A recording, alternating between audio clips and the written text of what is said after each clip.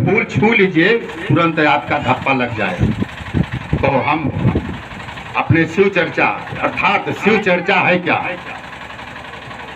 10 लोग जहां बैठ के भगवान का कार्य, भगवान की बात अर्थात अपने जीवन की गाथा को कहा जाए कि हमें जीना है। जैसे कोई पहले का युग था, अगर कोई बहन की यहाँ कोई रिश्तेदार आवत रहे तो धीरे से क्यों पहुँचा दे क्यों जगह। अगर आज अगर कोई 100 रुपया दे दे कहीं कोई रिश्तेदार आ जाए, अगर तो न दियो तो कहीं योगते कैसे माने हीन भावना जागला है।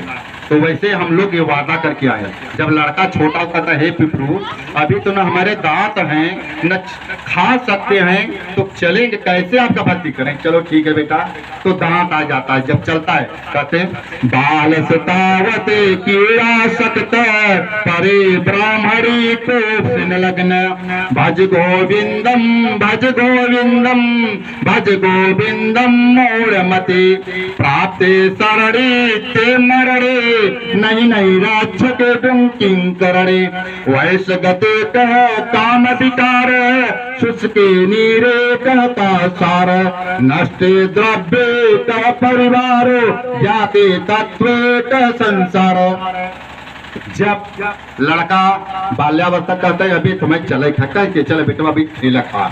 जब लड़का का शादी हो जाता है किशोरावस्था कहते हैं अब बेटा कहें पिताश्री अबे तो नई नई शादी आई भाई बाबे तो मौज मस्ती करेंगे। अच्छा ठीक है बेटा, तो भक्ति कब करोगे। जब चौथा पन आवत है तब क्या कहते हैं अब भक्ति। अगर हम आप लोग से पूछे अगर क्यों ऊख मांगा अगर वो खोइया दे तो अच्छा लगे तो बुढ़ाई दैया तो रस निकल जाता है भक्ति का और तो हमारे पास बचा क्या। तो ऐसे ईश्वर हमारे आपके हम में तुम में सब में आए, बस अगर हमारी नियत ठीक रहे तो कोई बाल बाका नहीं कर सकता, सब कुछ कर सकते हो।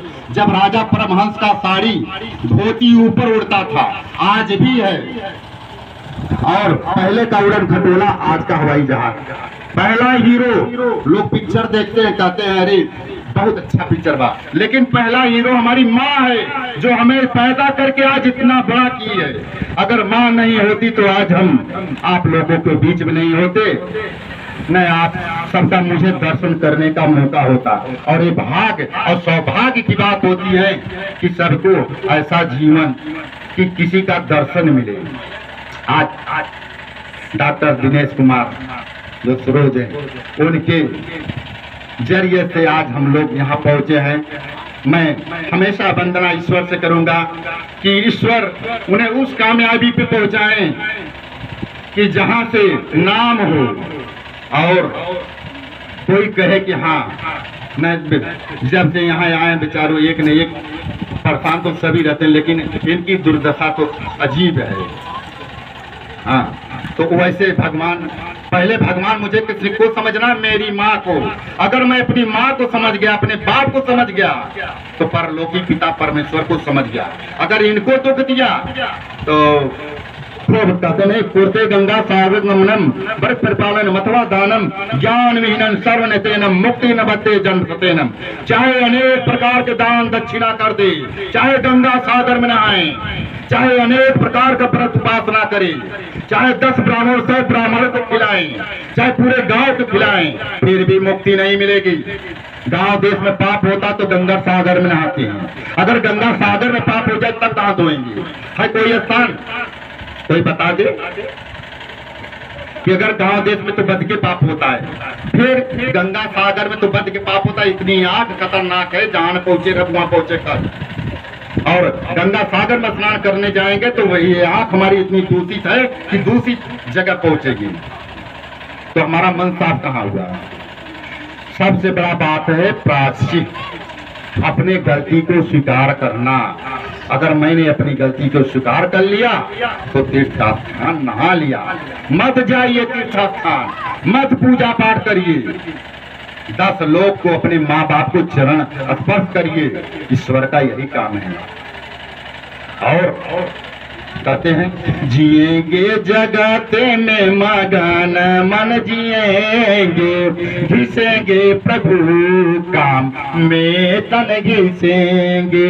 अपने सभी है ना कोई पराया, हमारे प्रभु ने है सभी को बनाया। मिलेंगे सभी से गले से मिलेंगे, घिसेंगे प्रभु काम में तन घिसेंगे। अपने सभी है ना कोई पराया, हमारे प्रभु ने है सभी को बनाया। खींचेंगे जीवन जल से जग को खींचेंगे, घिसेंगे प्रभु काम में तन घिसेंगे। तो हमारा